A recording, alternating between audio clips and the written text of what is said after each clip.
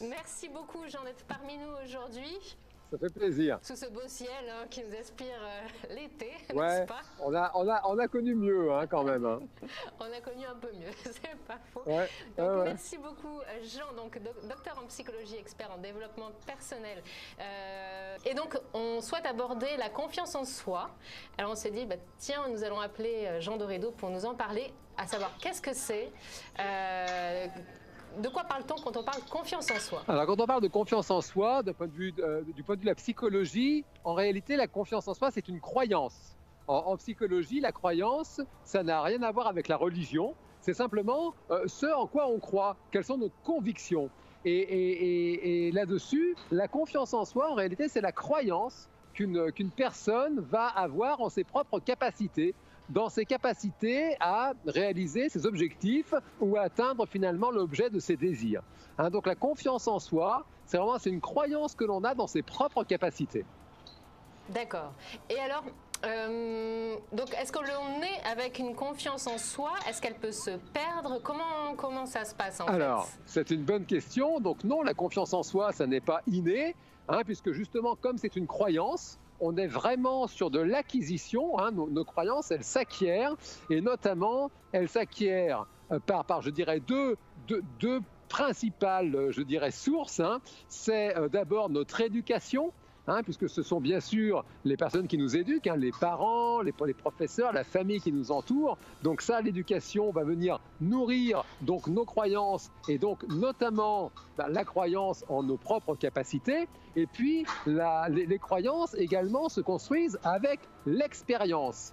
Donc bien sûr qu'une personne qui arrive sur cette terre, elle va avoir l'éducation de ses parents qui vont donc lui donner plus ou moins la confiance en elle, en lui disant vas-y, tu es capable, tu peux te faire confiance, des parents qui vont l'encourager dans ses succès, ou alors au contraire, des parents qui parfois voulant bien faire, dans le souci justement de motiver davantage leurs enfants, vont être des parents un peu cassants, en disant mais attends, tu crois que ça c'est bien, tu parles, c'est nul, si tu continues comme ça tu n'arriveras jamais à rien. Et donc même si les personnes qui parlent comme ça à leurs enfants, parfois elles veulent bien faire, elles pensent que ça va motiver leurs enfants, en réalité je peux vous dire que voilà, on les retrouve des années plus tard à l'âge adulte, et ce sont des personnes qui souffrent précisément d'un gros manque de confiance en elles parce que les parents ne les ont pas encouragés. Et puis,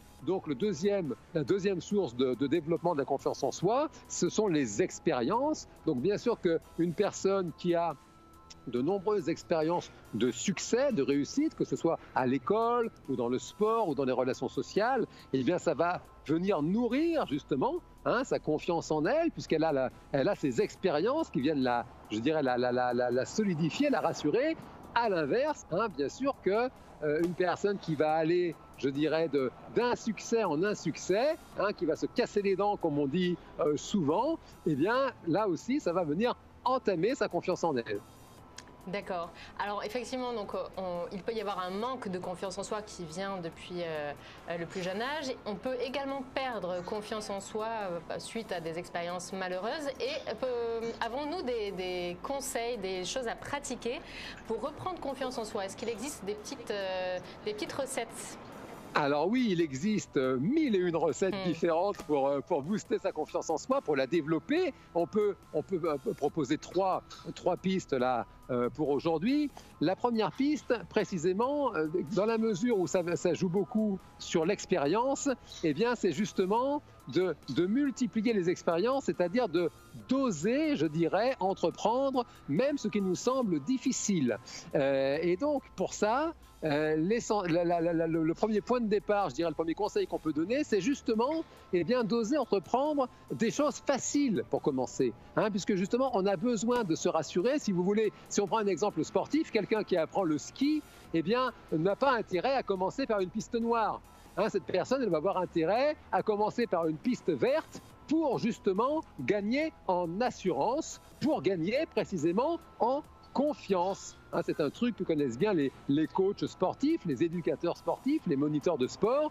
Quand on a un débutant sur des skis, eh bien, on l'emmène sur une piste très, très facile. Et la personne, au début, elle a peur, c'est normal. Et justement, on la prend par la main. Et c'est assez émouvant, d'ailleurs, de voir comment la personne va rapidement, eh bien, prendre confiance en elle, parce que justement, elle commence par quelque chose de facile. Donc, c'est la première clé que l'on peut donner aux personnes qui nous écoutent cet après-midi, c'est précisément d'aller d'abord vers la facilité. C'est vraiment quelque chose d'essentiel. C'est ça qui va commencer à développer la confiance. Très bien. Et d'autres petits Alors, points clés comme ça? Vous allez me demander le deuxième point. C'est ça, parce que là, on reste un petit peu sur notre fin. Et nous, on vous écoute parler comme ça. Et on va en savoir plus. Ça, c'est le premier point, donc c'est aller vers la facilité. Alors du coup, le deuxième point, une fois qu'on a bien intégré le premier, c'est quoi? Eh bien, c'est justement d'apprendre à faire ce qu'on appelle du chunking. Le chunking, ça vient du verbe anglais to chunk, ça veut dire faire des petits morceaux. En fait, quand on a un objectif, un désir, on a un défaut, ça on l'a tous, c'est que justement on place souvent la barre trop haut, on vise tout de suite le top. Et donc ça c'est assez handicapant parce que justement ça fait peur, on a peur d'échouer et donc le piège c'est du coup c'est de ne pas se lancer et donc justement de tomber dans ce piège qui consiste à dire en fait je n'ai pas assez confiance en moi pour oser entreprendre ça, alors que ce n'est pas un problème de confiance, c'est un problème de difficulté. Donc ce qu'il faut apprendre à faire, c'est à découper tout ce qui vous excite, tout ce qui vous attire, c'est de le découper en tout petits morceaux pour justement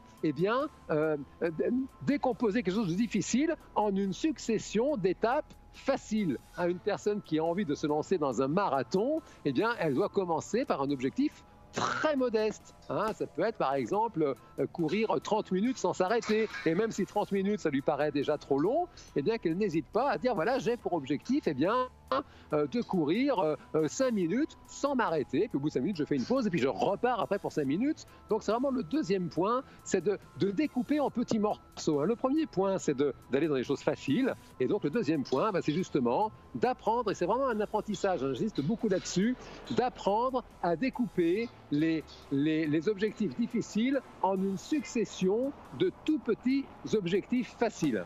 Voilà, étape par étape donc. Exactement. Et un dernier point.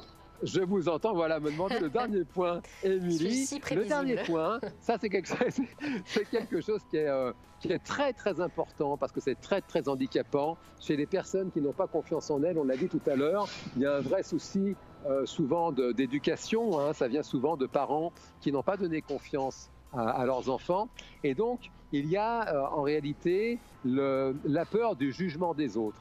C'est-à-dire qu'une personne qui manque de confiance en elle, en fait, elle a peur qu'on se moque d'elle, elle a peur finalement de l'échec parce qu'elle bascule dans ce discours souvent hérité des parents, qui est un discours du genre mais qu'est-ce qu'on va penser de toi, mais pour qui tu te prends, tu rêves de faire ça, mais pour qui te prends-tu, tu es vraiment une personne prétentieuse, etc. Donc la personne, elle a peur d'échouer, elle est complètement inhibée. Et donc c'est un gros travail à faire sur soi que d'apprendre à finalement mettre les jugements des autres à la bonne distance de soi, c'est-à-dire en fait apprendre à ne pas trop se soucier du regard des autres. Ça, c'est quelque chose qui est très très important pour développer la confiance en soi. C'est vraiment d'apprendre à ne pas trop se soumettre. On est tous sensibles au regard des autres, plus ou moins. C'est un travail à faire de ne pas trop se soucier du regard des autres. Et ça passe par justement apprendre déjà à ne pas se juger soi-même. C'est-à-dire que déjà, pour être moins sensible au jugement des autres, il faut déjà apprendre à ne pas se juger soi-même, se mettre vraiment ce qu'on appelle en posture de suspension de jugement, et donc de pratiquer ce qu'on appelle vraiment la bienveillance envers soi-même, cette notion étudiée par certains chercheurs aujourd'hui d'autocompassion, d'adopter vis-à-vis de soi-même une posture de compassion qu'on pourrait adopter par exemple vis-à-vis d'un ami. Il faut s'imaginer un ami justement qui a peur, on a envie de l'encourager, si c'est notre ami, de lui dire mais tu sais, tu peux y aller, fais-toi confiance, et puis même si tu ne réussis pas, c'est pas grave, c'est normal, c'est à force d'échouer qu'on apprend justement à réussir. Donc cette posture bienveillante et de compassion, de gentillesse qu'on pourrait avoir pour un ami, apprendre à se l'appliquer à soi-même, ce n'est pas toujours facile, mais c'est justement pour ça que c'est un très très bon exercice.